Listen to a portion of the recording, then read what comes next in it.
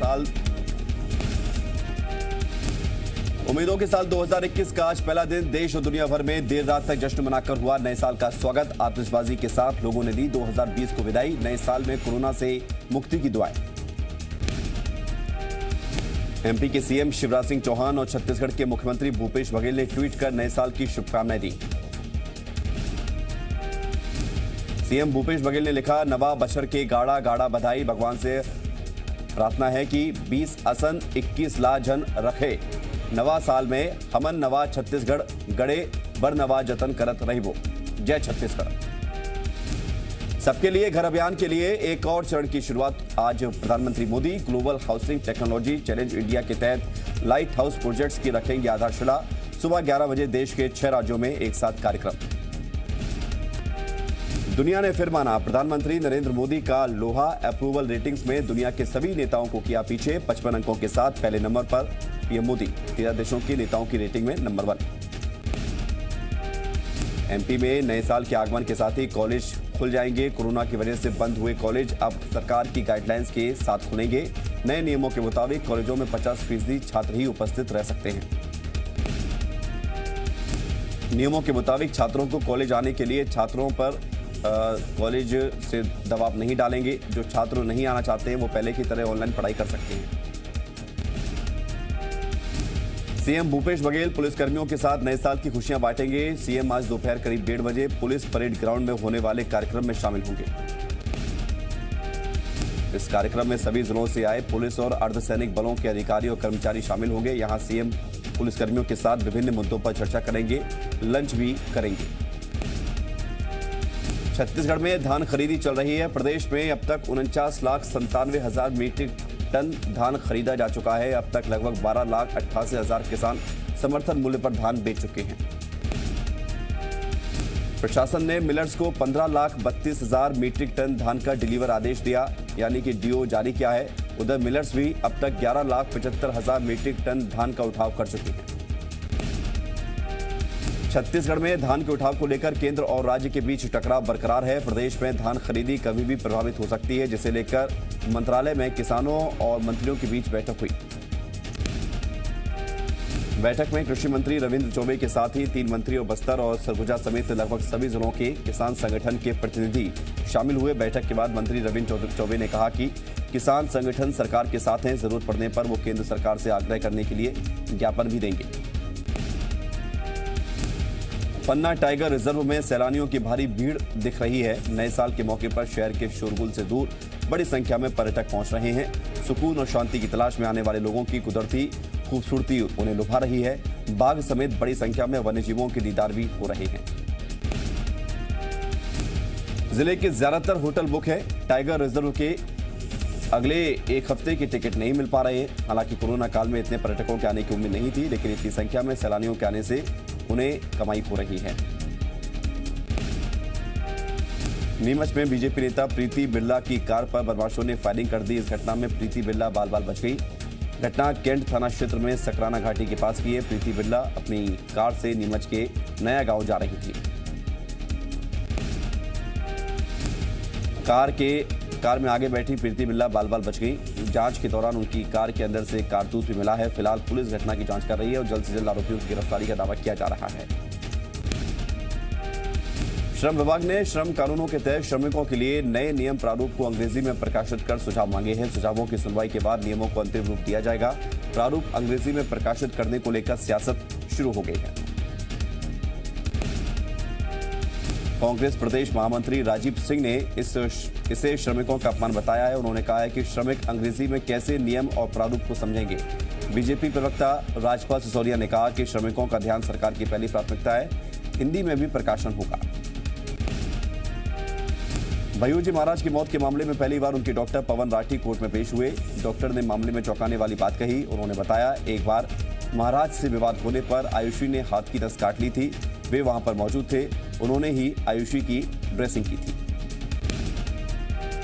Doctor के अनुसार वे महाराज का 3 साल से डिप्रेशन का इलाज कर रहे थे। भय्यूजी महाराज को दवाई कैसे देनी है, इसकी जानकारी उन्होंने आयुषी को दी थी। शरद के वकील धर्मेंद्र गुर्जर समेत अन्य आरोपियों के वकीलों ने डॉक्टर राठी से क्रॉस एग्जामिनेशन किया। लोकसभा चुनाव 2019 में मनी लॉन्ड्रिंग के मामले में ईओडब्ल्यू ने मध्य प्रदेश के 3 आईपीएस अफसरों और राज्य पुलिस सेवा के एक अधिकारी के खिलाफ प्राथमिकी दर्ज कर ली है। इस संबंध में सामान्य प्रशासन विभाग ने ईओडब्ल्यू को पत्र भेजा था। प्राथमिकी दर्ज होने के बाद अब ईओडब्ल्यू मामले की जांच करेगी और जांच में जो निकलकर सामने आएगा उस आधार पर एफआईआर दर्ज होगी। जिन 3 आईपीएस अधिकारियों पर प्राथमिकी दर्ज की गई है उनमें सुशोभन बनर्जी, संजय माने और वी मधु कुमार का नाम शामिल है। वहीं राज्य पुलिस सेवा के अफसर अरुण कुमार के खिलाफ भी प्राथमिकी दर्ज की गई है। लोकसभा चुनाव में पैसों के लेन देन को लेकर सीबीडीटी की रिपोर्ट के बाद चुनाव आयोग ने राज्य सरकार को इन अधिकारियों के खिलाफ कार्रवाई करने के निर्देश दिए थे। 5 जनवरी को चुनाव आयोग ने राज्य सरकार से इस संबंध में स्टेटस रिपोर्ट मांगी है। सीबीएसई की 10वीं और 12वीं बोर्ड की परीक्षाओं की तारीखों का ऐलान कर दिया गया है। परीक्षा 4 मई 2021 से शुरू होकर 10 जून 2021 तक पूरी कर ली जाएगी। परीक्षा के नतीजों की घोषणा 15 जुलाई तक होंगे। प्रैक्टिकल परीक्षाएं 1 मार्च 2021 से शुरू होंगी। केंद्रीय शिक्षा मंत्री डॉक्टर रमेश पोखरियाल निशंक ने सीबीएसई की 10वीं और 12वीं की बोर्ड की परीक्षाओं की तारीखों का ऐलान किया। शिक्षा मंत्री ने कहा कि कोरोना काल में 20 करोड़ छात्रों को ऑनलाइन शिक्षा दी गई। छत्तीसगढ़ में पुलिस आरक्षक भर्ती परीक्षा प्रक्रिया में अनियमितता से परीक्षार्थी परेशान है। सरकार इसे लेकर गंभीर नजर नहीं आ रही है। 4 जनवरी को परीक्षा होनी है, लेकिन अब तक एडमिट कार्ड जारी नहीं किए गए हैं। शारीरिक दक्षता परीक्षा जो कि 5 चरणों में होनी है, जिसमें 100 मीटर दौड़ है, 800 मीटर दौड़ है, लॉन्ग जंप, हाई जंप, गोला फेंक शामिल है। इसकी जानकारी 15 दिसंबर तक हो जानी चाहिए थी, लेकिन अब तक जारी नहीं की गई है। मंदसौर के कोर्ट परिसर में लगातार कौओं की मौत हो रही है और पहले लोगों को लगा था कि ठंड की वजह से ये मौत हो रही है, लेकिन अब मौतों का आंकड़ा बढ़ रहा है। पक्षी प्रेमी चिंतित है, जांच की मांग की है। मौत के बढ़ते हुए आंकड़ों को देखते हुए बर्ड फ्लू की भी आशंका जाहिर की जा रही है, जो पक्षियों से इंसानों में फैल सकता है। लोगों की माने तो एक हफ्ते में 170 से ज्यादा कौओं की मौत हुई है। नए साल में इंदौर वासियों को पक्षी विहार की सौगात मिलने जा रही है। इस पक्षी विहार में 40 प्रजातियों के 700 से ज्यादा पक्षी लोगों को देखने को मिलेंगे। इसके साथ ही फरवरी माह के पहले सप्ताह में सफेद बाघ भी चिड़ियाघर को मिलेगा। 30 से अधिक प्रजातियों के करीब 400 पक्षी इंदौर चिड़ियाघर लाए जा चुके हैं। उन्हें यहां ट्रेनिंग दी जा रही है। इसके साथ ही उनके निवास के लिए अनुकूलन, वातावरण और केज तैयार किए जा रहे हैं। नए साल में मध्य प्रदेश और छत्तीसगढ़ के कई शहरों को बड़ी सौगात मिली जा रही है। फ्लाई बिग एविएशन कंपनी 3 जनवरी से मध्य प्रदेश में अपनी हवाई सेवाएं शुरू करने जा रही है। कंपनी ने जबलपुर से भोपाल, इंदौर और बिलासपुर के लिए सीधी फ्लाइट शुरू करने का ऐलान किया है। जबलपुर पहुंचे फ्लाई बिग कंपनी के प्रमोटर संजय मंडाविया ने यह ऐलान किया है। मंडाविया का कहना है कि मध्य प्रदेश में हवाई सेवाएं शुरू करना उनके लिए गर्व की बात है। 3 जनवरी से कंपनी की फ्लाइट शुरू हो जाएगी और कंपनी 19 एयरप्लेन के जरिए राजधानी से प्रदेश के अन्य शहरों को आपस में कनेक्ट करेगी। बड़वानी में प्रधानमंत्री आवासीय योजना जिले के लोगों के लिए मुसीबत बन गई है। प्रशासन की अनदेखी के चलते कड़कड़ाती ठंड में भी लोग खुली छत के नीचे सोने को मजबूर हैं। पीएम आवास योजना के तहत कई लोगों ने अपनी झोपड़ी तोड़कर नए मकान का निर्माण शुरू किया, लेकिन निर्माण शुरू होने के काफी वक्त बाद भी लोगों के खातों में राशि ट्रांसफर नहीं हुई है। मामले को लेकर सांसद गजेंद्र सिंह पटेल को पत्र भी सौंपा गया है। जिले को करीब 6 करोड़ की राशि की आवश्यकता है। बुरहानपुर की ट्रैफिक पुलिस ने बगैर मास्क पहने युवाओं के खिलाफ एक अनोखा अभियान चलाया है, जिसमें मास्क नहीं पहनने वालों से ही दूसरों को जागरूक कराया जा रहा है। मार्केट में बिना मास्क वालों को पुलिस पकड़कर एक टास्क दे रही है, जिसमें पकड़े गए युवक अपने दोस्तों को कॉल करके मास्क पहनने की हिदायत दे रहे हैं।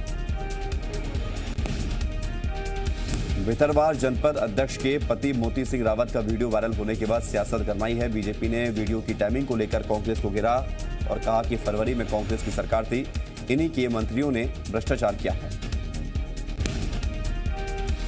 शिवपुरी में पुल निर्माण कार्य में ठेकेदार की लापरवाही सामने आई है। यहां मजदूर को मशीन से करंट लग गया और वो लोहे की जालियों में फंसा रह गया।